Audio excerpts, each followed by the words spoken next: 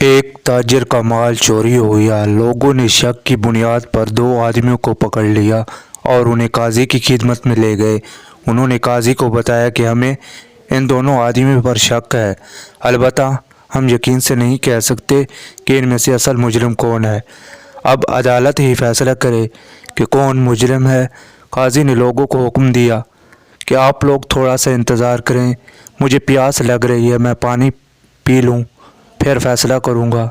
फिर काजी ने अपने खादिम को पानी का प्याला लाने का हुक्म दिया। खादिम की तामील की और एक निहायत खूबसूरत और नफीस शीशे के प्याले में पानी हाजिर कर दिया। काजी ने प्याला उठाया और पानी पीने लगा। अचानक काजी ने शीशे का प्याला हाथ से छोड़ दिया। प्याला ज़मीन पर गिरते ही चिकनाचूर हो गया। प्याला टूटने से एक छिन्ना खासा हुआ, जिससे लोग घबरा गए कि अचानक ये क्या हो गया। अभी लोग आंखें फाड़े ये मंजर देख ही रहे थे कि काजी ने इन दोनों आदमियों में से एक का गिरबान पकड़कर जोर से झंझोर और आवाज़ बुलंद पुकारा, तू ही चोर है, तू ही चोर है। इधर वो बार बार इनकार कर रहा था कि जनाब नहीं, मैंने तो चोरी नहीं की है, मगर काजी था इसका गिरबान पकड़कर ज़ोर ज़ोर से झंझोर रहा था कि तुम ही चोर हो।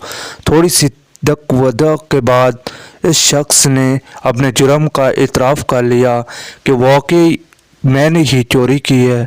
अब लोग और ख़ुद वो चोर भी काजी से पूछने लगे कि आपने चोर तो पकड़ लिया, लेकिन हमें भी बताएं कि आपको मालूम कैसे हुआ, जबकि आपके पास कोई सबूत तो था नहीं। काजी ने कहा कि असल में मुझे प्यास नहीं थी, मैं जानता हूँ कि चोरों के दिल में बहुत मजबूत होते हैं। मैंने पानी का प्याला जानबूझकर मंगवाया। मैं तुम दोनों के चेहरों की तरफ गौर से देख रहा था। जब मैंने प्याला गिराया तो इसके किच्चे की आवाज़ आई। इस आवाज़ से तेरे साथी समेत सब लोग परेशान हुए और सन्नाटे में आ गए कि ये क्या हो गया, मगर तेरी हालत इसके बिल्कुल बरअक्स थी।